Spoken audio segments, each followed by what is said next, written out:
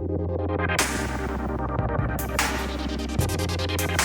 following podcast is a proud member of the Blue Collar Roots Network. Find all the shows by visiting bluecollarroots.com. It's like your favorite call-in radio show, without being able to call in, and without being on the radio. Building HVAC Science with Bill Spohn. Welcome back to the Building HVAC Science podcast, where it's our goal to create better, more knowledgeable HVAC and building performance technicians by helping the two professions work better together and understand each other, with the ultimate goal of making customers happy in the homes they live in and the buildings they work in. Today we're going to talk with Andrew Greaves and learn about his non-traditional career journey that took him from building maintenance to the Director of Education and Customer Experience for NAVAC Global. You'll find a link for that in the show notes. He received his HVAC training via community college night school, but is self-taught in video and audio production. And there's also a link in the show notes to his YouTube channel, and you can search for that in YouTube under Andrew Greaves, Greaves, his last name. Andrew suggests if you're looking for a mentor, perhaps you first start with a correct collection of virtual mentors sourced from social media like Facebook, YouTube, or LinkedIn. In our discussion, he emphasizes there's no excuse for not learning in this trade. There's so many ways. He also notes key traits he's identified in himself that helped his career, things like integrity, authenticity, and communication. Andrew suggests you be bold. You put yourself out there. You may need to discover what you can do by trying out various aspects, perhaps learning or honing a skill, and perhaps even failing a little bit along the way.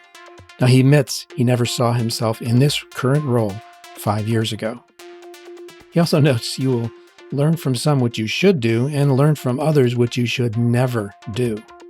Andrew suggests you leverage your experiences, no matter how basic, by trying to perform the best at everything you do. Never stop learning. We hear that a lot lately. Also, you may need to ask for help sometimes, so have the humility to do so. And we close with a statement to keep your options open. So I hope you enjoy this episode with Andrew Greaves of NAVAC Global, talking about how leveraging his technician experience helped to springboard him in the industry. Thanks for tuning in to Building HVAC Science again. We're going to focus on an HVAC minor legend. How's that? Will you accept that? I'm flattered, Bill. Thank you. Okay. So in case you can't recognize his voice, that's Andrew Greaves. Good morning, Andrew. Good morning. Good morning. Thanks so much for having me on today. Yeah. So I first met you maybe 4 years ago, 5 years ago. Not sure. Sounds about right. Certainly online a little bit earlier than in person, but I wouldn't say probably AHR in Chicago, probably 2017 or 18. Yeah.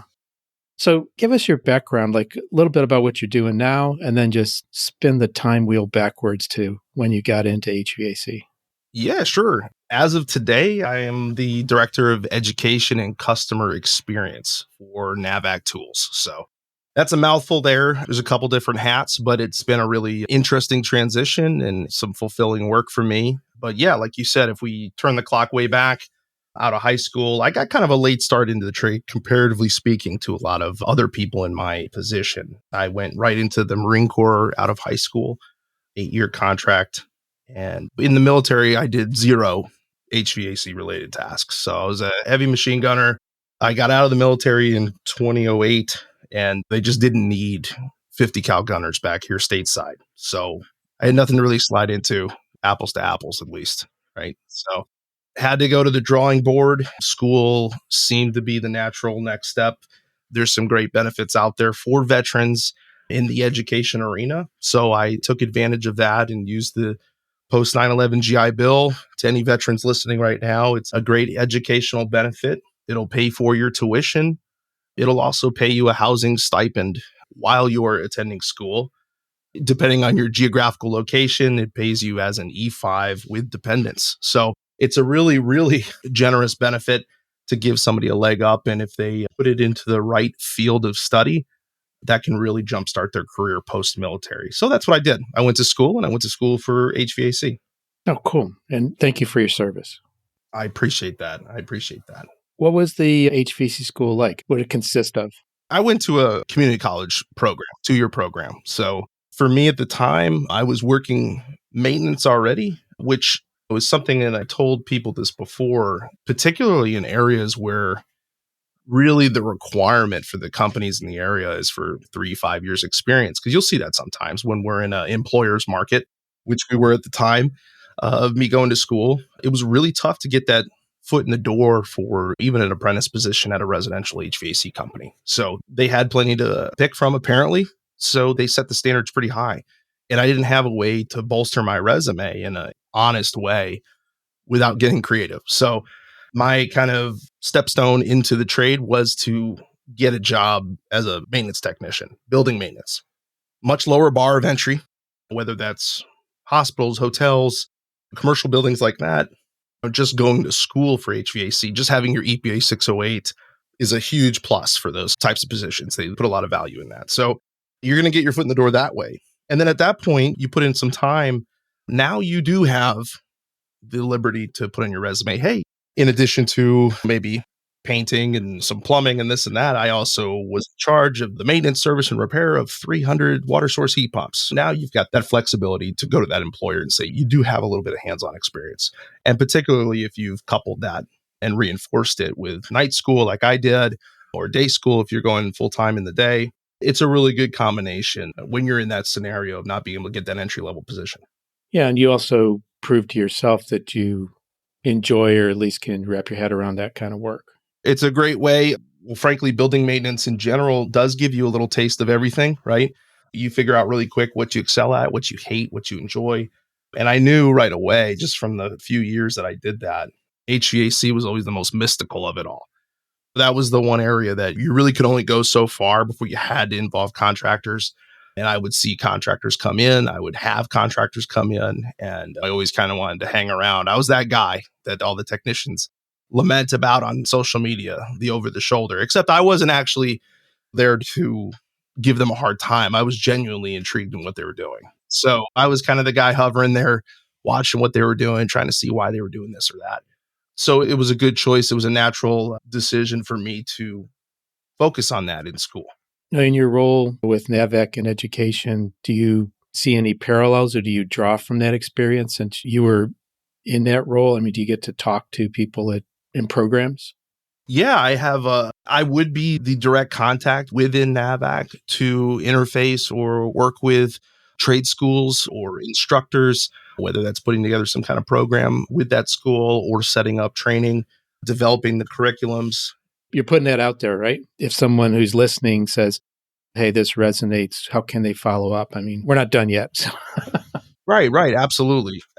Yes, that is something that my door is open for. And certainly we bumped into each other pretty recently in Las Vegas, the Educator Expo. And that was certainly an example of having a lot of opportunity to meet with and rub shoulders with some great instructors all over the country that I probably get just as much out of them as they would out of us over at NAVAC. So really some great networking opportunities.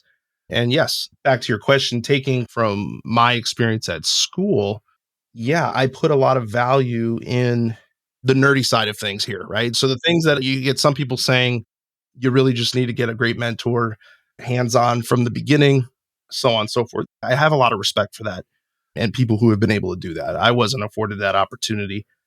I didn't have a great mentor early on. I didn't grow up being brought out to the garage and tinkering around, stuff like that. So I had to come up to speed academically, right, at the same time. So I put a lot of value in that. And I think you can only go so far with just a hands-on approach. I think if you are going to branch out beyond certain ceilings in this industry, I'm not saying you need a college degree. I'm not saying you need to shell out 25 grand on a for-profit school. You do have to crack a book open though at some point. Or a video. There's no get around on that. Absolutely. And that's my metaphor for media in general, multimedia in a educational capacity. Yeah, things have really changed in the last 5 years on that regard. And I think you'll agree with me because you went to the symposium, but HVAC school has got some of the best stuff out there. And they also interrelate with other people with good content. So it's a really nice hub to grow from if you haven't listened to that or looked at their app or their blog or anything like that. Brian Orr's done a tremendous job creating a point of nucleation for really solid education. Absolutely. And not only has it proven that the learning side of it can be fun, For those who don't like to read per se, literally read, the free educational content available at everyone's fingertips, no matter what stage they are of their learning journey, it's astounding. And it got to where you could fill every single gap in your day, every inefficient gap in your day with learning as a technician, as a young technician, whether you're an apprentice, and frankly, you should go well into your journeyman phase as well. One of the best things you can do is make use of all the windshield time between calls. And that's like you said, where some of these other, well, not video while you're driving, but the podcast, right? So listening to this show, HVAC School, all the podcasts out there, there's such a plethora of knowledge and great opportunity to fill in the gaps on your skill set in time that you would normally just be listening to music or whatever you do when you drive. So when that It's can out there. continue on, yeah, it's out there. It's out there. And then when you get out of the van and you're back on the roof, you put it back on. I mean, we're in a point where there's not a lot of great excuses to not put time into yourself outside of work. That includes people with families. And then that's the excuse I would have given early on. When you're married, you start having kids, you can only divert so much time, right? Traditional night school, maybe, or that kind of thing. This is the answer. This is how you can circumvent those challenges. And it's bite-sized too. I mean, it's consumable, Absolutely. different topics and things you can stop and start and pick up again. So I'm trying to think back. I think we met you when you were working for university. Is that right? Or you were doing contract? Johnson Controls. I was at Johnson Controls, I think, and we were the university. You're thinking the University of Kentucky, I believe. Yeah. So that was a very fun meetup. That was with Eric Preston, Jim Bergman, Rudy Leatherman. All came down and we got a NAVAC. Yeah, it was an industrial NAVAC vacuum pump. We wanted to, I think, do an experiment. We wanted to see how that pump played out using True Blue hoses on a massive machine. And I had access to the machine. So it was a great mutual. I said, well, I'm keeping the pump. That's what I want. So The Great White. right at the time, our VP at NAVAC, Steve, he said, yeah, go ahead, keep the pump. Let's make this video. Let's see what we can do with this pump, with these hoses on this machine. 2,500 ton centrifugal chiller, new install. And it was a blast. We learned a lot and we made a great video. I think there was a lot to learn there. All of us, we all learned something.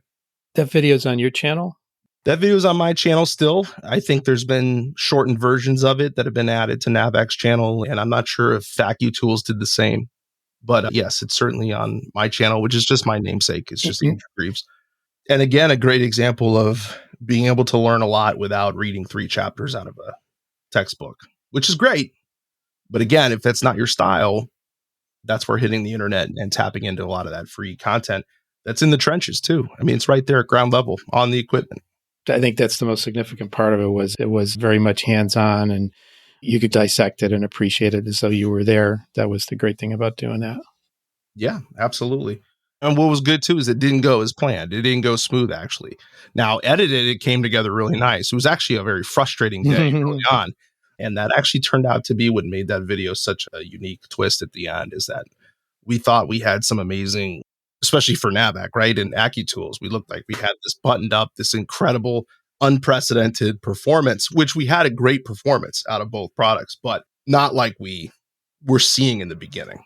And it turned out we actually had some much bigger issues that dragged that job on. It took some time to figure it out, what was going on. But once we did, it was just a really neat, unplanned, unexpected opportunity to learn. I like the one video. I think it was in an office there. You were interviewing Jim and you did it in black and white. It looked like an interrogation. Yeah, I had fun with it for sure. So I had to give Jim a little bit of a hard time. So yeah, we had a faux rivalry early on. Yeah. Yeah. So your YouTube channel is how we connected and how I think NAVAC connected with you in a way. So what got you into doing YouTube before this latest job? The first thing I ever put up was a video of me. I was out there redoing my van it was over the weekend and I was cleaning out my van and I was rolling up my extension cords and rope. And I do it in a way it's not unique, really. It's a kind of a daisy chain method that a lot of electricians use, but I know a lot of people don't do it. So I went ahead and just threw a 1.5-minute video of me showing how I do that. And I threw it into a Facebook group. It wasn't on YouTube. And just for whatever reason, it got a ton of feedback, comments, things like that. And then it led to other questions about some things in my van that they saw in the background that they wanted to see. Some kind of a neat freak with the van. So that was another thing that I enjoyed doing, was a lot of organization, some OCD for sure, but there was other little things they saw in the background. So the next few weeks, I threw a couple follow-up videos into that same group, showing a few of the other little tips and tricks I'd come along the way. And it got to where I was getting tagged all the time asking for that video clip. They couldn't find it. And I finally was like, I need to just park these somewhere so I can share the link. And that's how the channel started. And yeah, simultaneously, just goofing around, I had also done some skit type videos for the trade and separated those pretty quickly from the serious videos, but I had some fun on a little comedy, a little page as well, and put some spoofs and skits of things that I found to be true in the industry, but wanted to show it from a technician's perspective and make some people laugh. And you did. You're very successful at that. So thank you for Thank lightening the atmosphere by doing those kind of things. So do you, right now, you've got a really nice mic that I can see. We're on video now as we're talking, and your cameras and things like that. How did you figure all that out? That's a technical area too, audio and visual. It is. And what I will not do on this show here is presume or put the impression out there that I am a tech whiz when it comes to cameras and lighting and stuff. I pretend, right? I faked it till I made it.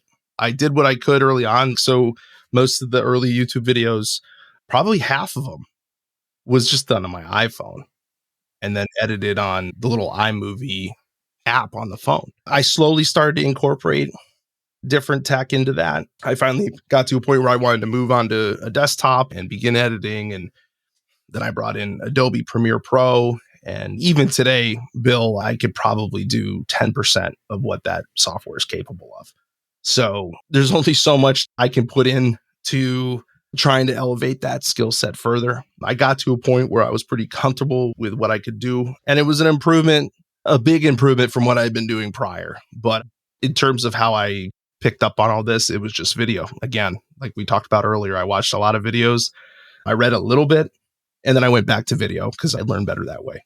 And you experimented, of course. And I experimented a lot. And there's a lot of really bad videos on that YouTube channel. But you're leaving them there to show that it's a journey. I leave them there. It's a journey. It's a journey. People still get them. There's some good messaging in there anyway. But yeah, sure. If you go to the video tab and you flip the chronological order from oldest to newest, whew, it's rough. It's rough. What's the channel again? So what I didn't know is that YouTube is linked. At the time, I didn't realize that YouTube was linked with Gmail or your Google account. So it was AKA HVAC for years. And not long after I started at NAVAC, I changed my Gmail address to just my name and my whole Google account. And I didn't realize for a while, actually, because I had taken a break from the videos, but it had changed my YouTube channel to just my name then at that point. So it's just Andrew Greaves. All right. Greaves. Mm-hmm. Yeah. Okay. Very good. Do you think that the work there at UK with the centrifugal chiller led to you getting noticed by NAVAC? Can I say that? Yeah, it did. I would say there's no doubt about that, frankly. And that was the second time that I worked together with NAVAC on a similar concept, right? The first one was the little 2 CFM battery operated pump that NAVAC has. So that was about 6 months from its initial launch back in 2018. And yeah, I was reached out to about possibly using something. I didn't know what they were going to send me. They had sent a few other things to a few other people. I think Steve Reardon, I think he had gotten a charging machine, and there were some other products here and there that had been out there, but nobody really had known much about NAVAC or where they were from or who they are, this kind of thing. And I said, yeah, sure. Send whatever you want. I'll play with whatever you send me. And I had opened the box and I saw that pump and I laughed because I was like, I held it up and in the palm of my hand, essentially. And I was like, I don't think they watched my channel before they sent it. I'm in bigger environments. I don't know what this is. This is a toy. This is if I was doing repairs on a soft serve machine or a water fountain or something. Right. I don't know what this is. So I held on to it. I said, well, good or bad, I'll hang on to it and use it when I get an opportunity, I guess. And sure enough, I got lucky. And one of the manufacturing facilities that I took care of had a front office, and the ladies in there were complaining and they got to change out a regular, like a 4-ton split system. So I went ahead and I knocked it out and I said, oh, it was a perfect opportunity to use it. So used it, put a video up, It generated some buzz. And yeah, that was the beginning of that relationship. So the big point there to me is not how great of a channel I had or didn't have. It shows how much the landscape is changing in this industry between manufacturers and distributors and contractors in every direction, in both directions. It's changing. And I find it very interesting that they would have taken a chance like that in pulling me out of a service truck into the role that they pulled me into. Yeah, it's pretty cool. Given that I had no business background or manufacturing experience or anything like that, it shows where the priorities are today and what is looked at as authentic in terms of marketing and reaching the end user and being able to convey the messages in a way that the end user is receptive to. Yeah, I think you operate with integrity. I know from working with you, and that's what hopefully listeners can gather from the summary here. And the authenticity, I mean, you put yourself out there in the real world with products and the communication skills. So how did you develop those? What do you credit that to? First of all, doing some of the YouTube stuff helped me come out of my shell a little bit and maybe learn how to, frankly, YouTube's a one direction communication, right? But it did still help me open up, because whether it's just me talking to a camera or not, when that camera's on, I still get nervous. I still feel like I'm talking to a live audience. So it helped in the sense of speaking to a crowd. And outside of that, maybe I just have that natural ability to talk to people. And I think if you don't, that's another example of something to put some time into learning. There's, again, video, there's a wealth of public speaking or just interpersonal relationships with people and being able to interact with people. And I think if you've got that, if you can develop that, those soft skills, having even 5 years or less of technical experience in this trade opens a whole hallway of doors. Yeah, I think just as much as talking to people, it's listening to people. Absolutely. Yeah. I think everyone's been in a room or across from somebody that sucks the oxygen out, and it's a very one-way. I made a skit video about it, the one-upper tech, right? But there's one-uppers in every industry. It's not just technicians. It's humanity. It's just going to happen. So it is. Brace yourselves. But it's just not a good way to create long-term relationships. So that's probably the first step, like you said, is learning how to listen and feel out what the person on the other side of you needs. Being empathetic to any issues they're having, listening to their issues in its entirety, and then coming up with a solution together that's mutually beneficial. So one thing that I want to point out is I see a lot of people, and I was in this boat too several times, where somebody starts their journey in this trade and they realize at some point, and I hate to use this as the example because for some people this is great and this is what they do for their whole career, but say it's somebody that's just not cut out to be in the attic or be in the crawl space and do change outs in a residential capacity. And the reason I'm picking on that is for no other reason than the fact that that's what the majority of school programs out there are preparing people for. And it makes sense, but that's the majority of people getting into the trade initially go into that capacity as a helper, gopher, apprentice for a residential HVAC comfort cooling. Somebody spends maybe say 5 years and they realize for them, it's wearing their body down. They are stressed out in that capacity. They do not thrive. I know so many people, and again, I've had times where I felt this way too, that just have left altogether. They get burned out early. They say, this was a mistake. I'm going to cut my losses. I'm going to get out of this industry. I'm going to go get a computer job or go into a whole other industry, go back to school, this or that. And so many people don't take the time or understand that even that 3 to 5 years experience, they can take that and leverage it so easily into completely different types of work still within the umbrella of HVAC. So many people don't utilize that because they feel like maybe in 3 years, they still feel like they don't know much. Maybe they had a hard time at that. Maybe they spent the whole time at that one contractor. Maybe they're not treated very well. They're an apprentice. Maybe they've got some journeymen that they're working under that don't treat them very well. Their boss doesn't treat them very well. They do difficult work. They feel underpaid, undervalued. Just everything is negative maybe for this individual. And they think this was a waste. There's no value here. There's a tremendous value there. if they know what doors to go knock on, because many of these other sides of the industry sorely lack in authentic, relatable experience with what their end users do every day that they're trying to sell to. So, specifically in that case, I'm talking about distributors, manufacturers, and that's probably the most drastic leap, but it's certainly one that I think a lot of people aren't thinking about that could get them in the door very quickly. There's many roads that lead to those way stations on your career journey, a lot of ways of getting there. And I think the other thing I made note of here is you need to know when to ask for help and be prepared for sincere help, but also maybe less than sincere help. That could be the work condition thing you were talking about. So, in terms of that apprentice in that situation, you mean of asking for help? Yeah. Yeah, sometimes and that's going to be in any industry, is learning to ask for help when you don't know something and to have the humility to be able to do that and not develop that ego too soon. You should try to never develop it, but not have it develop too soon and keep you from growing. There are other places, like you just said, though, that aren't going to be helpful in that case. And that's a tough one. But if you're listening to this, you're obviously digitally engaged if you're listening to this podcast.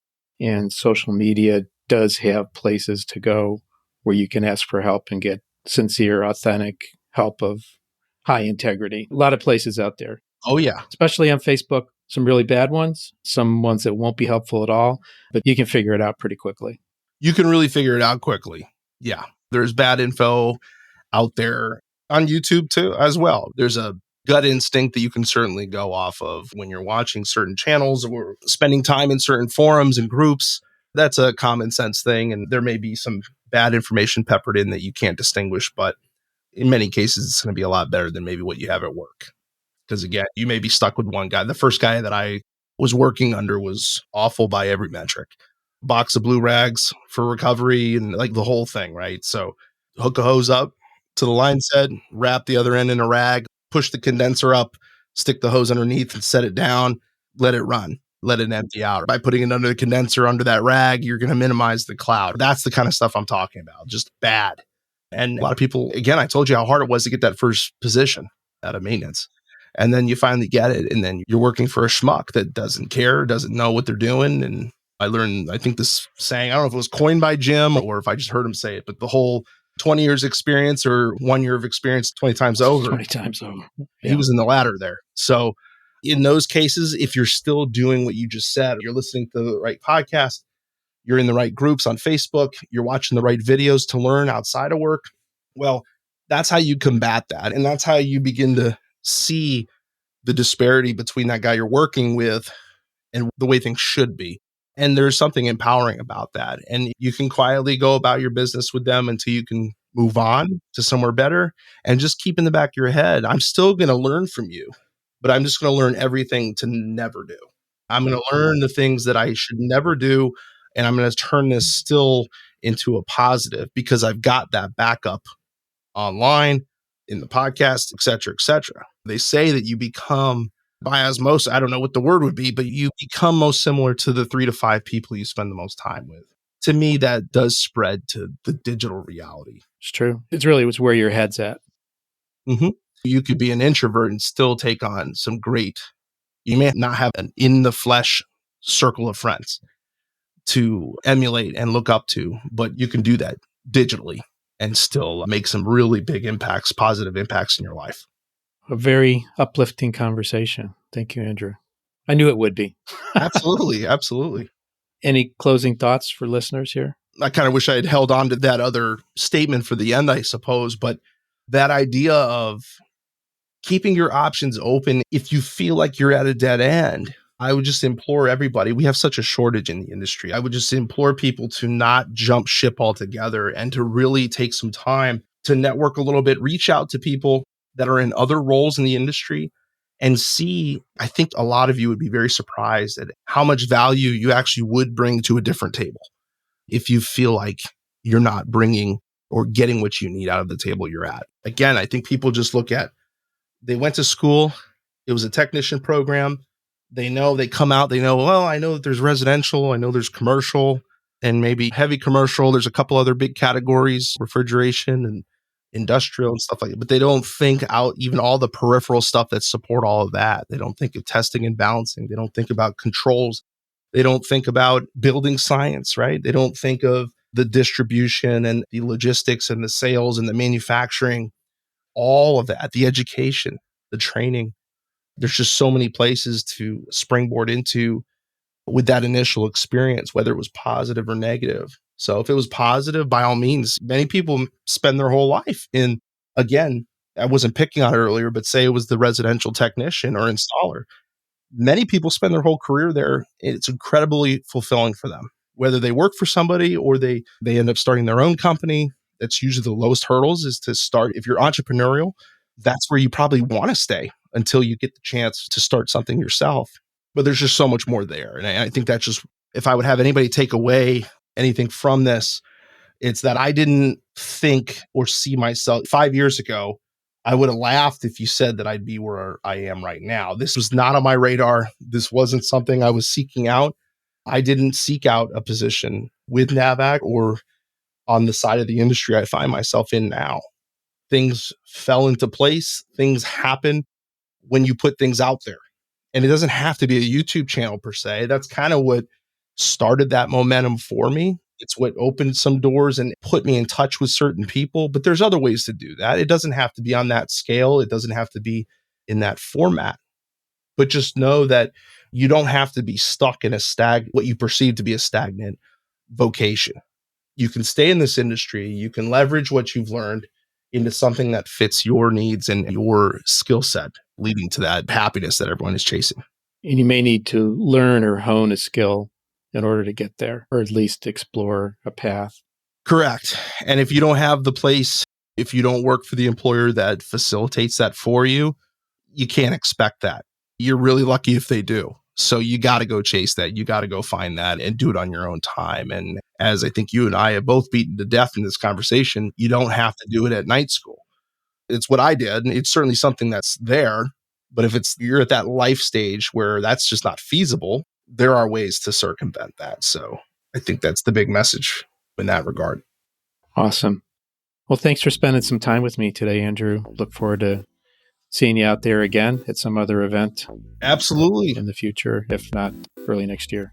Bill, thanks so much for having me. I really appreciate it. Always a pleasure. Likewise. Thank you for listening to this episode of the Building HVAC Science Podcast.